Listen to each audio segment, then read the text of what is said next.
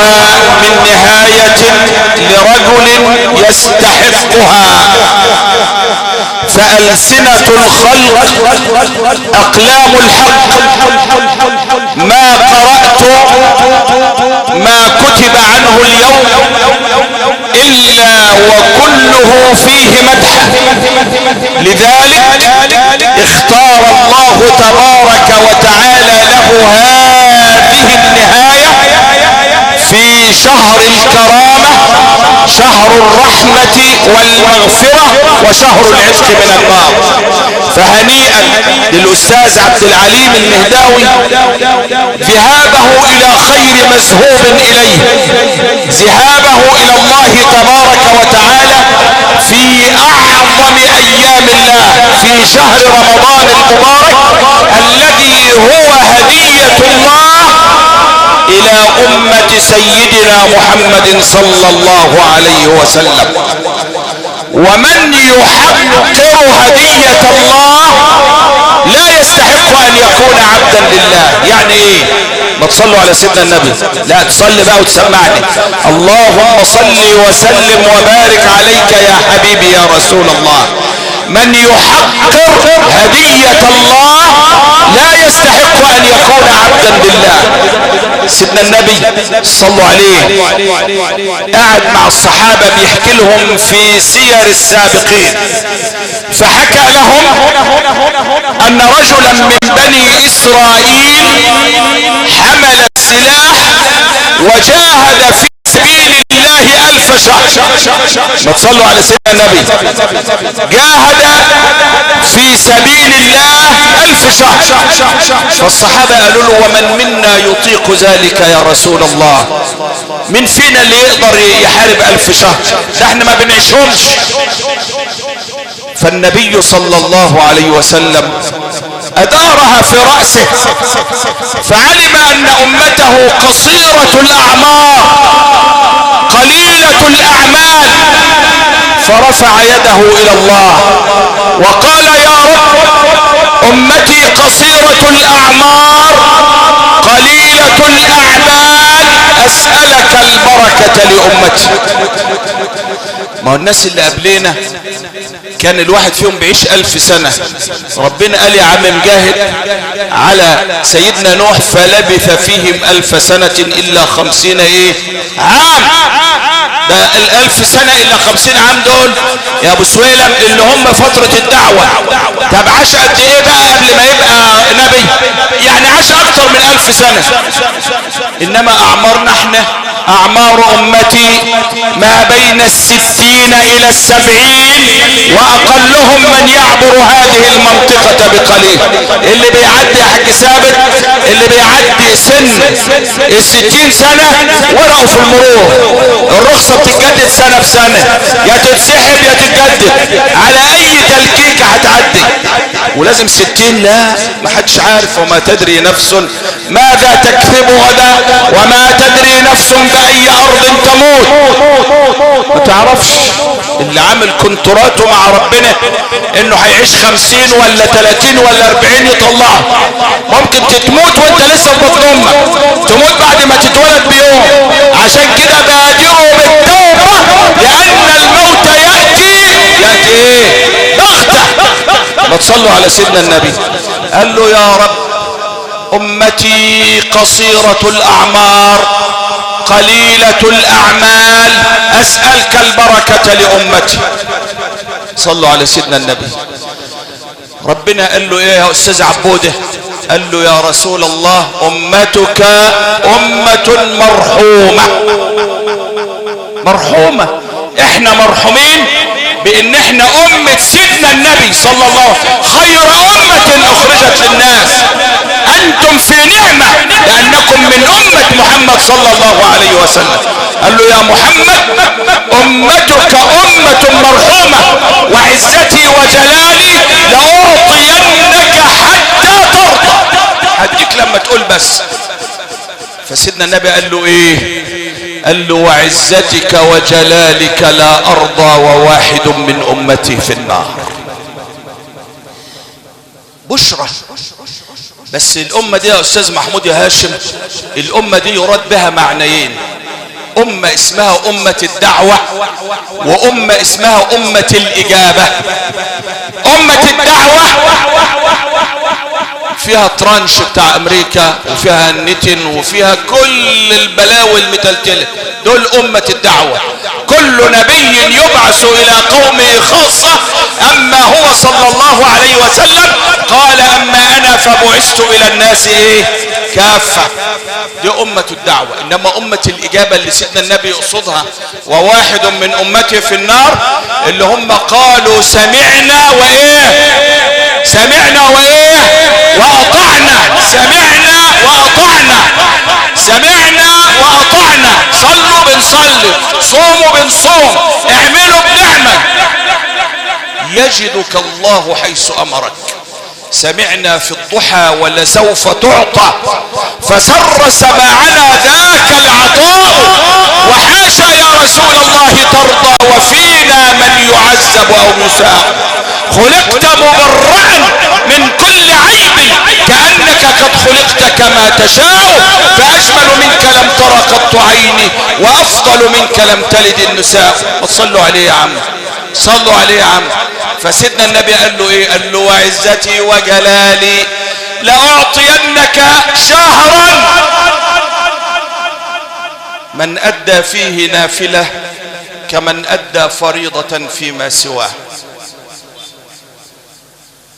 يعني انت صليت ركعتين كده اي كلام كأنك صليت فرض بالظبط. طب صليت فرض ومن أدى فيه فريضة كمن أدى 70 فيما سواه. عشان كده أنا بقول لك طلع جنيه كأنك طلعت 70 جنيه. صلي ركعة كأنك صليت 70 ركعة، إلا الفرائض. إلا الفرائض.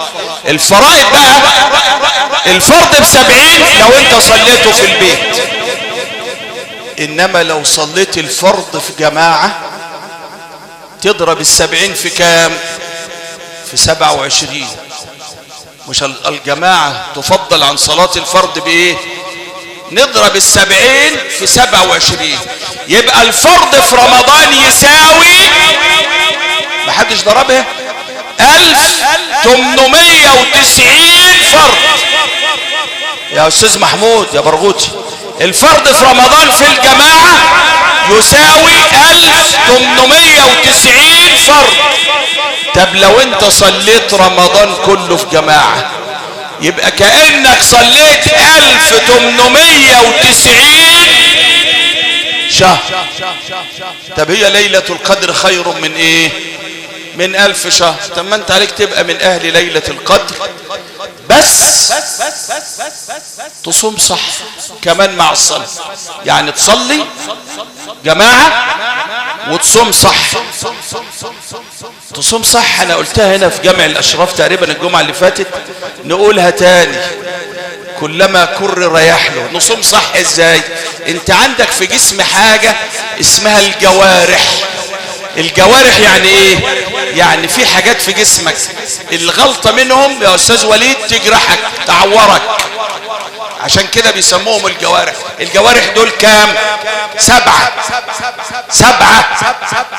3 في دماغك، عينيك ولسانك وودانك، وبعدين ايديك ورجليك، يبقى كده 5، وبعدين البطن والفرج يبقى 7.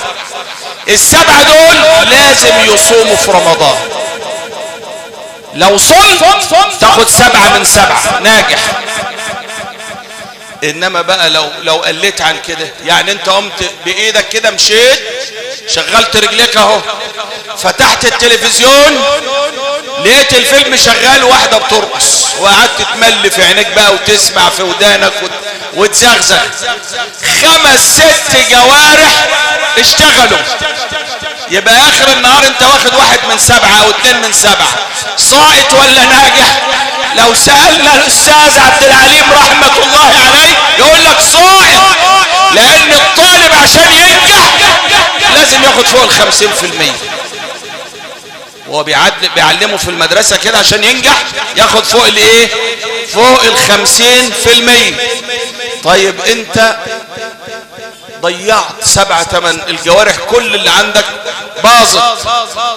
يبقى الصيام بتاعك رب صائم ليس حظه من صيامه إلا الجوع والعطش. وانا قلت لكم ان واحد من الصحابة يا استاذ محمود راح لسيدنا النبي صلى الله عليه وسلم وقال له يا رسول الله اختاي بالدار صائمتان، من الفجر لما للوقت كنا مع دخول المغرب، فالمغرب حل ولا لسه؟ ما كانش في اذان بقى ولا ساعة ولا مدفع ولا حاجة زي اللي بتحصل دلوقتي، فهو عايز اذن لهم يفطروا من حضرة النبي. فسيدنا النبي قال له ايه؟ قال له وهل صامتا حتى تفطرا؟ قال له هم صايمين من الفجر للوقت. فسيدنا النبي قال له ايه؟ قال له صامتا عما احل الله وافطرتا على ما حرم الله. يعني ايه؟ ما تصلوا عليه. هم صاموا عن الاكل والشرب، بس الاكل والشرب مش حرام، ده الاكل والشرب حرام حرمة اسمها حرمة زمانية. حرمة زمانية يعني ايه؟ يعني حرمة من الفجر للمغرب، لكن بعد المغرب الاكل حلال ولا حرام؟ حلال. كان يمسك المعلقة كده زمان ابويا واحنا قاعدين يعني سبحان من احل الحلال وحرم الحرام. قبل الاذان ما يدن الاكل حرام، اذا الاذان قال الله اكبر نفس الاكل ده بقى ايه؟ حلال. الاكل في ذاته مش حرام، انما هي حرمة زمنية. انما بقى الغيبة والنميمة والفتنة والكذب والبصبصة واللبس اللي بيتعمل ده حرام بالليل وبالنهار ولا حلال بالنهار بس؟ حرام في اي وقت. فسيدنا النبي قال له صامتا عما احل الله اللي هو الطعام والشراب وافطرتا على ما حرم الله. اذهب اليهما واطلب منهما ان يتقايا، كل واحدة تحط صبيعه في بقها وترجع. فذهب الى اختاه وطلب منهما ان تتقايا فتقاياتا مضغة، رجعوا لحمة ممدوغة. ده احنا ما كلناش اللحمة دي بقالنا شهرين، اجت منين؟ فعاد الى النبي وقال يا رسول الله لقد تقاياتا مضغة وايم الله ما اكلناها من ايام من فترة طويلة. فسيدنا النبي قال له او ما قرأت قول ربك ايحب احدكم ان يأكل لحم اخيه ميتة؟ الغيبة والنميمة. هم صايمين بس قاعدين بيسلوا نفسهم بقى، جابوا سيرة واحدة ولا واحد وقعدوا يجيبوها شمال ويمين، يطلعوه من هنا ونزلوه من هنا، عمال يلعب بالكوتشينة في القهوة، عمال يلعب السيجا اللي كانوا بيعملوها زمان الجماعة الكبار، وقعدوا طول العصرية يشيل طوبة ويحط طوبة، يشيل طوبة ويحط طوبة. طيب هل دي صيام؟ يا اخي اغتنم هدية الله، قيمة الهدية من قيمة معطيها، فإذا كان الذي أعطاكم رمضان هو الله فما قيمة رمضان وما قدر الله حق قدره. ولذلك سيدنا النبي يقول ايه؟ لو يعلم الناس ما في رمضان من الخير لتمنوا أن يكون الدهر كله رمضان. ليه؟ ما انا قلت لك الفرض الواحد ب1890 لما تصليه في جماعة. كلكم لازم تصلوا جماعة يا اخواني، كلكم لازم تعمروا بيت الله، واعلموا ان لكم يوما كهذا اليوم. استاذ عبد العليم مهداوي رحمة الله عليه لو سألناه ماذا تتمنى على الله يقول كنت اتمنى ان اقضي معكم رمضان لاستزيد من الحسنات ولاكثر من الطاعات حتى القى الله تبارك وتعالى بميزان ثقيل. عايز يتقل ميزانه، رب ارجعون لعلي اعمل ايه صالحا. طب انت في رمضان يا عم بايديك وصحتك وعافيتك، ما تخلي عندك دم بقى وتذكر من كانوا معنا وذهبوا. تذكر ان رمضان زي ما ربنا قال اياما معدودات، رمضان قصير لا يحتمل التقصير. احفظ قصير لا يحتمل التقصير. فيا شهر الصيام فدتك نفسي تمهل بالرحيل والانتقال، فلا أدري إذا ما الحول ولا وعدت بقابل في خير حال، أتلقاني مع الأحياء حيا أم تلقاني في اللحد بالي؟ فتلك طبيعة الأيام دوما تبدد نورها بعد الكلال. سلام عليك يا رمضان يوم جئتنا فهديت العاصي إلى الله، سلام عليك يا رمضان يوم جئتنا فعمرت المساجد وكسر فيها الراكع والساجد. انت من دول ولا لا؟ راجع، حاسبوا أنفسكم قبل أن تحاسبوا، وزنوا أعمالكم قبل أن توزن عليكم. أسأل الله تبارك وتعالى أن يرحم أخي وحبيبي وصديقي الأستاذ عبد العليم المهداوي. اللهم شفع فيه الصيام والقرآن، اللهم شفع فيه الصيام والقرآن، اللهم شفع فيه الصيام والقرآن، اللهم وأدخله من باب الريان، اللهم أبدله دارا خيرا من داره، وأهلا خيرا من أهله، وولدا خيرا من ولده. اللهم اجعل هذه الليلة أسعد لياليه. وتقول يا عم أمين أمين. اللهم اجعل هذه الليلة أسعد لياليه، اللهم اجعل هذه الليلة أسعد لياليه. اللهم وسع له في قبره مد بصره، اللهم وجاف الأرض عن جنبيه، اللهم وارحمنا إذا صرنا إلى ما صار إليه، ارحمنا إذا ورانا التراب وفارقنا الأهل والأحباب ووقفنا بين يديك للحساب. اللهم إنا نسألك بحرمة هذا الشهر العظيم وبجاه نبيك الكريم أن ترحم إخواننا في فلسطين. اللهم ارحم إخواننا في فلسطين، اللهم إنهم ضعفاء فقوهم، اللهم إنهم ضعفاء فقوهم. اللهم عليك بأعدائنا فإنهم لا يعجزونك يا رب العالمين. اللهم إن جاءونا فردهم، وإن بغوا علينا فهدهم، فإنك أنت الله ربي وربهم ورب الخلائق كلهم، فسيكفيكهم الله وهو السميع العليم. حافظوا على بلدكم وحافظوا على وحدتكم، واعلموا أن مصرنا في حمى الله وفي أمن الله وفي أمان الله. ادخلوا مصر إن شاء الله آمنين. خالص العزاء إلى آل المهداوي أجمعين، وإلى كل الأهل بالدركسة في فقيدنا المحترم الخلوق المربي الفاضل الذي ما قرأت عنه اليوم إلا كل ما يشرح الصدر. تميز بالخلق وبالأدب وبالحنية، تلاميذه وزملاءه الجميع يتحدث عنه بالخير. والإنسان يا إخواننا سيرة، الإخوان إيه؟ سيرة. وأوصي أهله لا تنسوه من دعائكم في رمضان، ولا تنسوا آباءكم وأمهاتكم من الدعاء في رمضان، وقل رب ارحمهما كما ربياني صغيرا. كلنا للموت صائرون، كلنا جنائز مؤجلة. يعني ايه؟ لسه مكتوبة وانت اسمك الله اعلم على الوش ولا تحت شوية ولا فين. استعد، حاسب نفسك قبل ان تحاسب، وزن عملك قبل ان يوزن عليك. ذهب الذين احبهم فعليك يا دنيا السلام، اني رضيع وصالهم والطفل يؤلمه الفطام.